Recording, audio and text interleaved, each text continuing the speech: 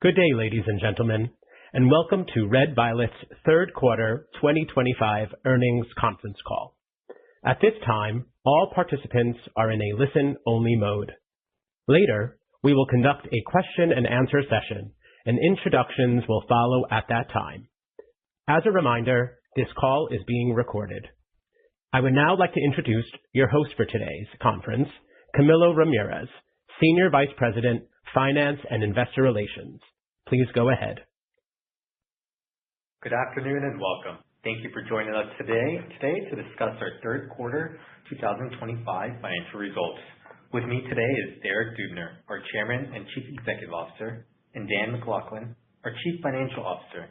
Our call today will begin with comments from Derek and Dan, followed by a question-and-answer session. I would like to remind you that this call is being webcast live and recorded. A replay of the event will be available following the call on our website. To access the webcast, please visit our investors page on our website, www.redviolet.com. Before we begin, I would like to advise listeners that certain information discussed by management during this conference call are forward-looking statements covered under the Safe Harbor provisions of the Private Securities Litigation Reform Act of 1995. Actual results could differ materially from those stated or implied by our forward-looking statements due to risk and uncertainties associated with the company's business. The company undertakes no obligation to update the information provided on this call. For a discussion of risk and uncertainties associated with Red Violet's business, I encourage you to review the company's filings with the Securities and Exchange Commission, including the most recent annual report on Form 10-K and subsequent 10-Qs. During the call, we may present certain non-GAAP financial information relating to adjusted gross profit, adjusted gross margin, adjusted EBITDA margin, adjusted net income, adjusted earnings per share, and free cash flow. Reconciliations of these non-GAAP financial measures to their most directly comparable U.S. GAAP financial measure are provided in the earnings press release issued earlier today. In addition, certain supplemental metrics that are not necessarily derived from any underlying financial statement amounts may be discussed, and these metrics and their definitions can also be found in the earnings press release issued earlier today. With that, I am pleased to introduce Red Violet's Chairman and Chief Executive Officer, Derek Dubner. Good afternoon, and thank you for joining us today to discuss our third quarter financial results. We are pleased to report another record-breaking quarter, delivering new highs across all key financial metrics. This quarter's results reflect the exceptional effort and focus of our team and the continued confidence our customers place in Red Violet's platform and solutions. We continue to see strong uptake and expanding utilization of our products across a diverse set of industries. Our momentum remains broad-based and durable. The business continues to scale efficiently while delivering record financial results. We've built a virtuous cycle. Our innovation created the industry's leading cloud-native platform and solutions, which are driving record growth and financial performance, which, in turn, fuels continued investment, creating powerful competitive advantages. We continue to invest in areas that define our future: platform capabilities, product introductions and advancements, go-to-market expansion, and the continued integration of AI across our operations. Now, let's briefly run through the numbers. Revenue for the quarter came in at a record $23.1 million, up 21%. Our adjusted gross profit was a record $19.4 million, resulting in a record adjusted gross margin of 84%. Adjusted EBITDA for the quarter was a record $9 million, resulting in a record margin of 39%. Adjusted net income for the quarter was a record $5.8 million, producing record adjusted earnings of 39 cents per diluted share. During the quarter, we generated a record $7.3 million in free cash flow. Once again, we added over 300 customers to IDI during the quarter, ending the third quarter at over 9,800 customers. Within FOREWARN, we added over 25,000 users and ended the quarter with over 590 realtor associations now contracted to use FOREWARN. The momentum we've observed throughout the year continued. Volumes across the platform were strong and steady throughout the third quarter. We have historically noted when one-time transactional revenue impacts our results. In this quarter, there were no meaningful one-time transactions. Performance reflects consistent core business activity. Our investigative vertical continues to be strong, with our steady focus on law enforcement agency and investigative customers. Our emerging markets vertical was strong as well, driven by retail, legal, repossession, government, and healthcare. In government, with recent wins including a large state toll authority, state departments of revenue, Secretary of State offices, and more, we are very encouraged by the path set by our public sector division. As well, momentum from collections and financial and corporate risk carried over. Given this traction and the fact that our strong performance is yielding robust cash generation, we have the flexibility to keep investing in our highest impact initiatives without compromising profitability. As we continue to advance opportunities across our enterprise pipeline, which is the strongest we've seen to date, investment in go-to-market capabilities is ongoing, expanding teams in various verticals. The bottom line is that we are firing on all cylinders and finely tuned where we sit today. Our Rule of 40 score notched an impressive 60%. Notwithstanding, we are not content. We are using AI to advance multiple initiatives that enhance the intelligence and efficiency of our platform, further distancing ourselves from the competition. Specifically, automation of internal workflows to reduce cycle times and scale productivity, expansion and enrichment of proprietary data assets, strengthening our competitive moat, and application of advanced models to detect and interpret risk signals, improving the speed and precision of our insights. Each of these initiatives reinforces our broader strategy to make our solutions smarter, faster, and more valuable with every iteration. Moreover, these endeavors will ultimately drive operational efficiency and translate to an even stronger margin profile in the future. While our larger competitors are burdened by legacy systems and bureaucratic decision-making, our strategic investments in modern platform technology allow us to better serve customers today while building structural advantages that will keep us at the forefront for years to come.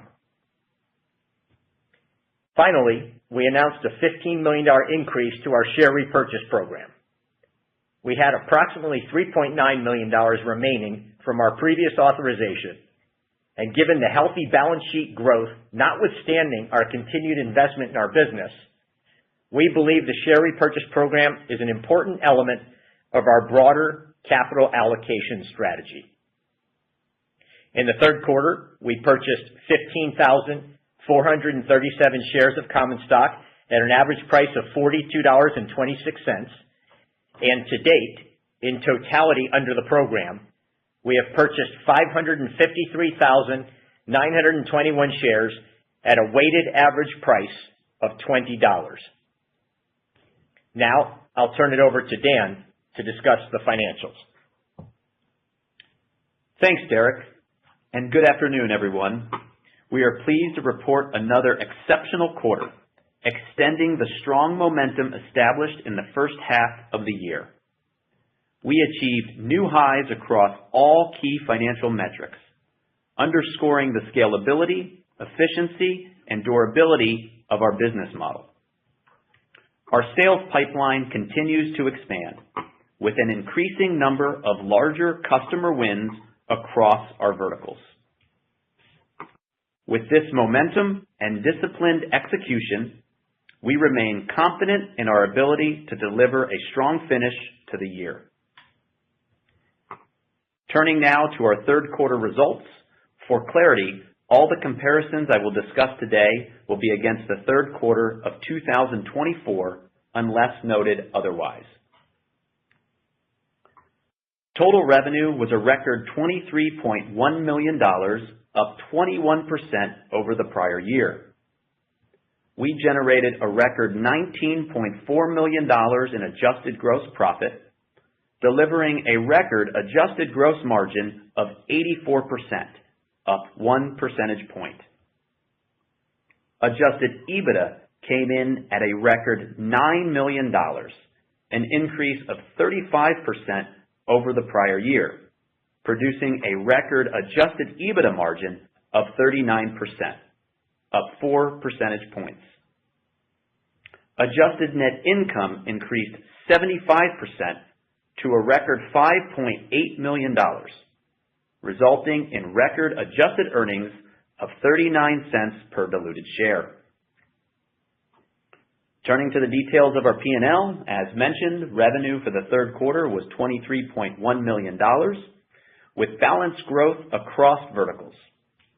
Within IDI, we continue to see strong demand for our solutions and healthy customer expansion, adding 304 billable customers sequentially to end the quarter with 9,853 customers.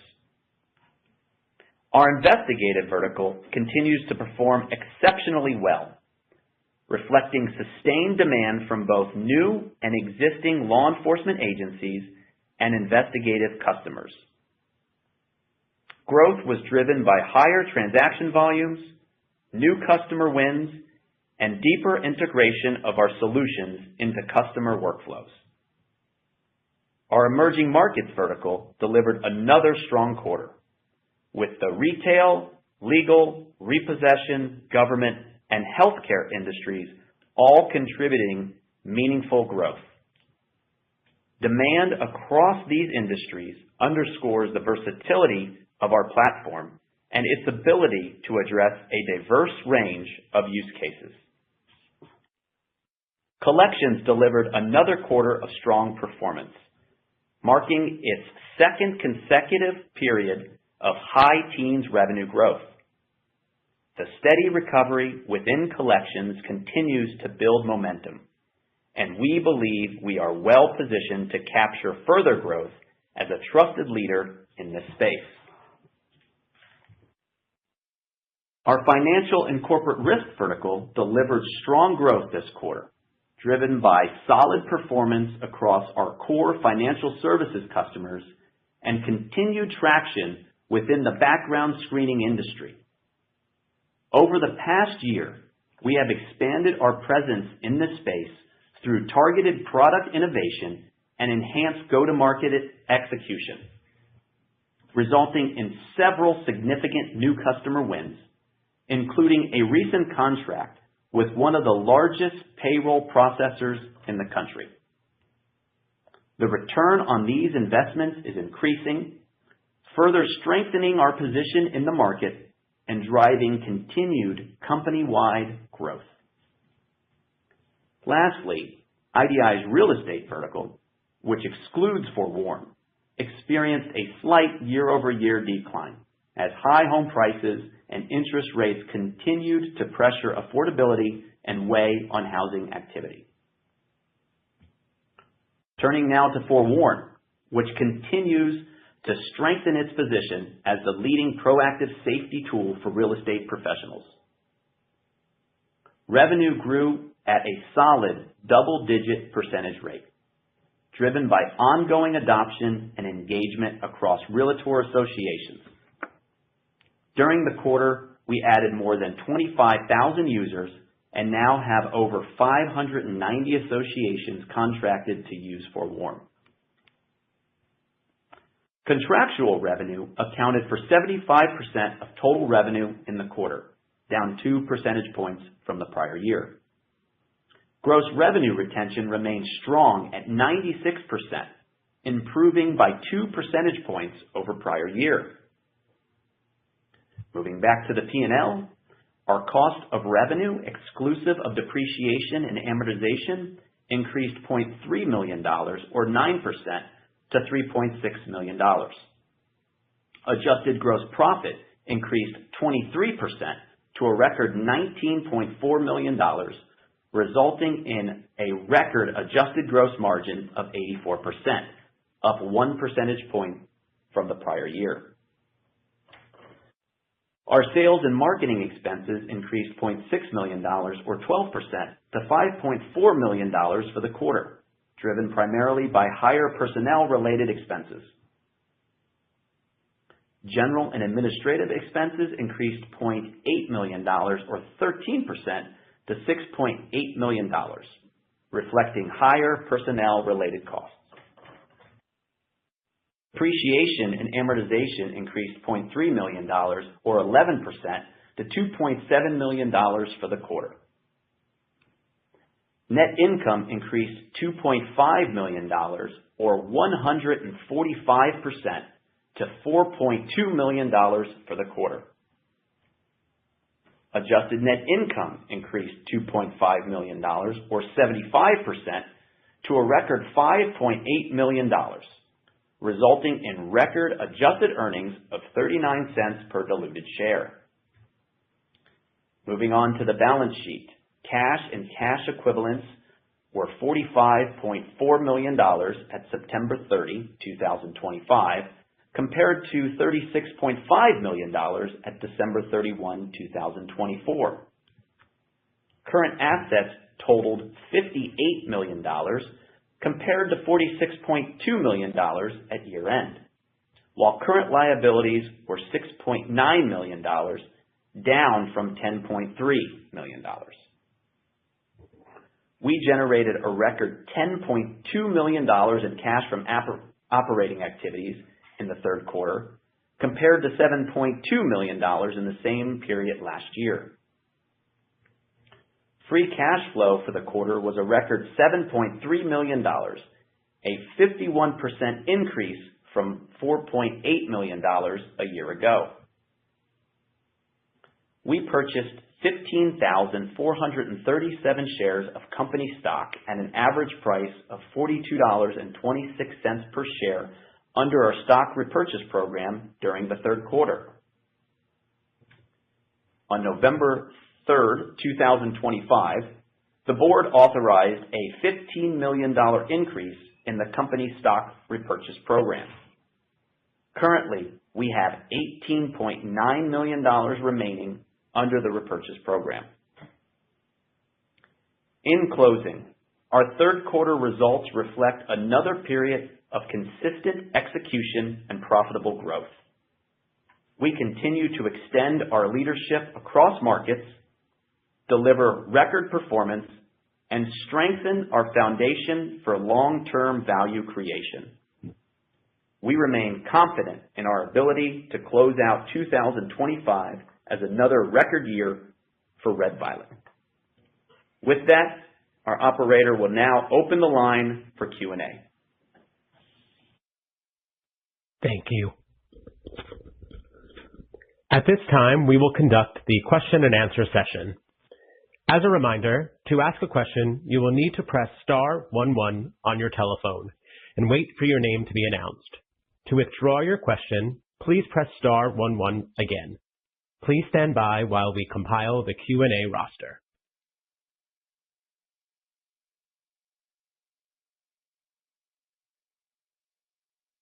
Our first question comes from the line of Josh Nichols of B. Riley. Your line is now open.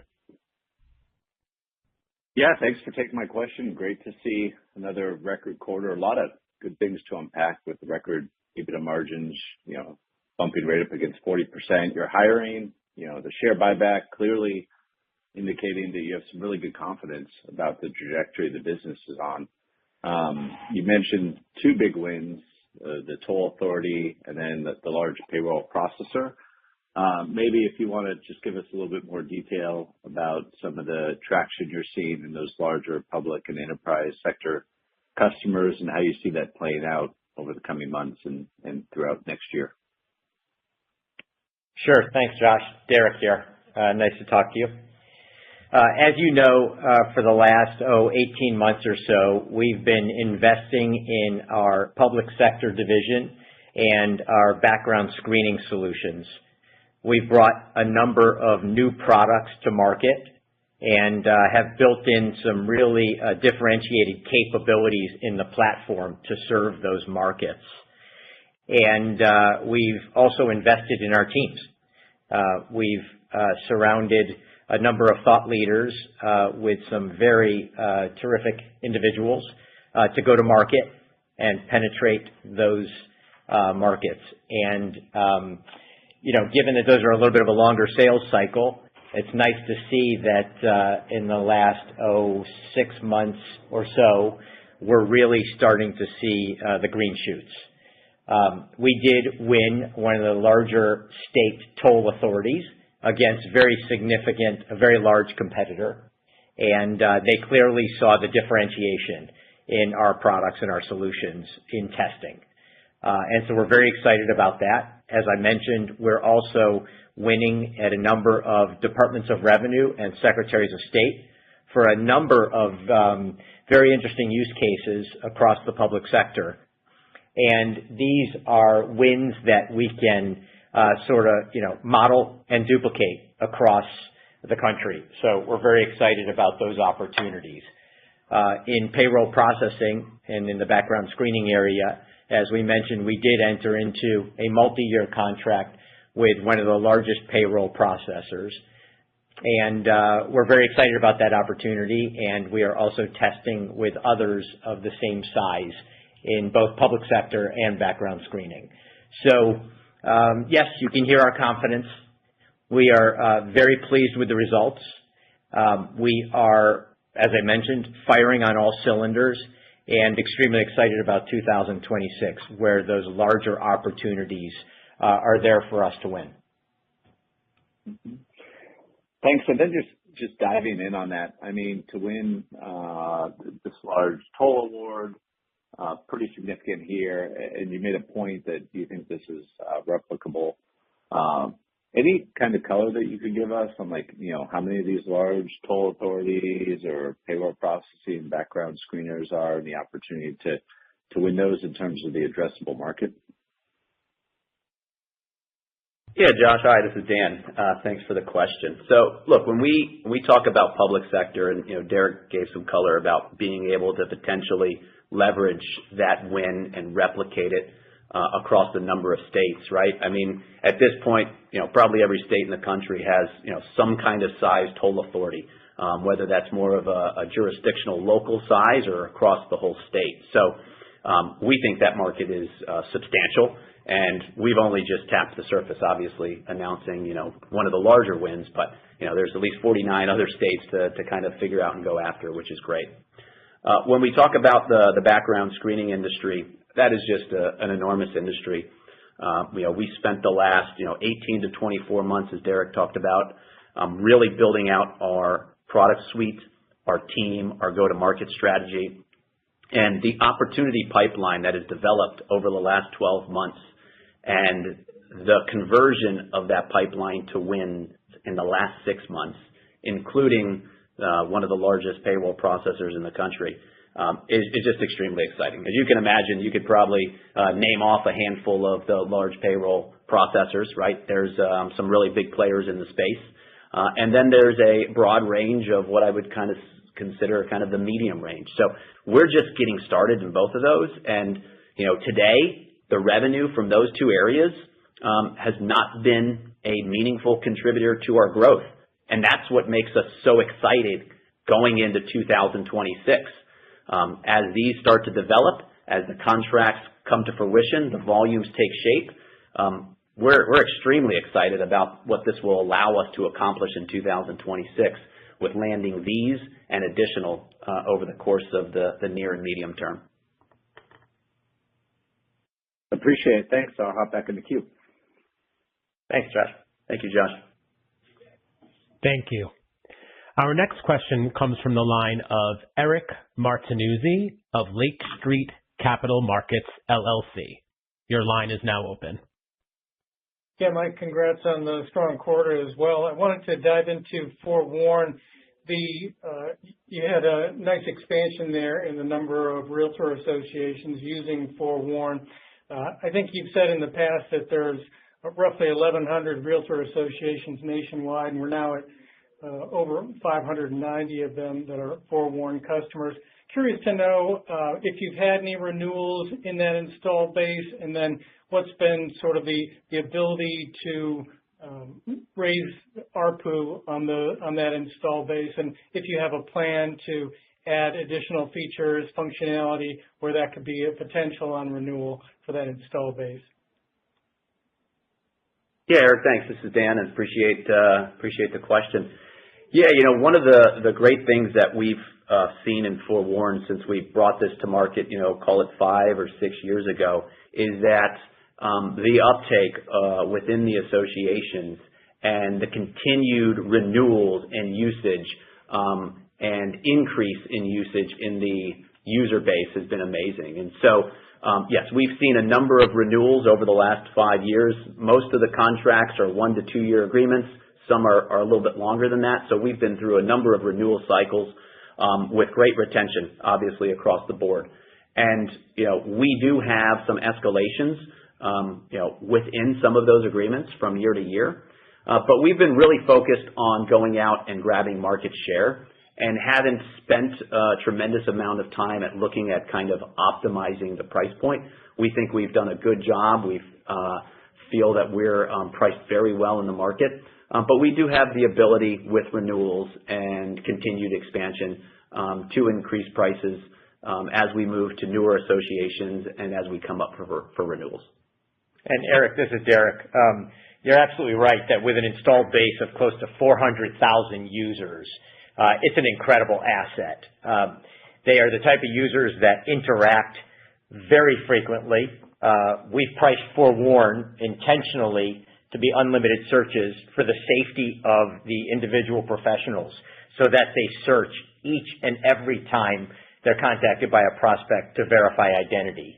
And because of that, because of how much the real estate professional really has expressed to us they love Forewarn, we have a number of features that we're looking at developing, and we've been interacting with surveys and other means of communication with these realtors to understand what they'd like to see.